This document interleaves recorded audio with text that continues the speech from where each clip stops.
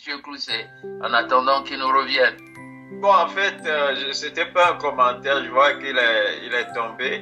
Sauf que, bon, ce qu'il dit est très intéressant. Les faits, hein, en politique aussi, et c'est avec ça qu'on peut démontrer qu'il y a du progrès. Et souvent, ce qu'on constate dans nos politiques à l'africaine, c'est que, bon, on n'aime pas la tête de l'individu et il faut juste ne pas l'aimer et en parler.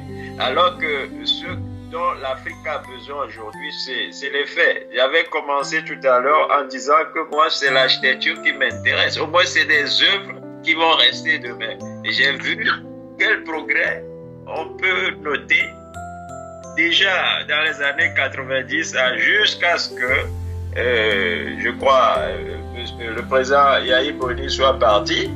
Et avec l'arrivée du président Talon, le progrès qu'on a en matière d'urbanisation, en matière de structure, qu'on peut, s'il n'est pas là demain, toucher du doigt et dire voilà ce qu'il a fait avant de partir.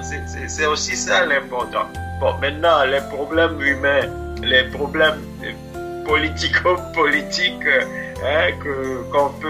dont on peut parler, à savoir par exemple les prisonniers politiques, tout ça, mais je crois que c'est des choses qui peuvent se régler, et je dirais naturellement, parce que si demain par exemple le président Talon n'est pas là, si c'était une rivalité personnelle à l'endroit de certains, c'est pas politiciens, je crois que l'autre qui va venir pourrait, par une grâce présidentielle, pourquoi pas, libérer ces prisonniers politiques. L'important, c'est que les Béninois, plus ou moins les 80% qui ont de l'eau aujourd'hui, comme le disait le professeur Kovi avant d'être tombé, eh bien, que ces gens-là arrivent à s'alimenter, à trouver à boire.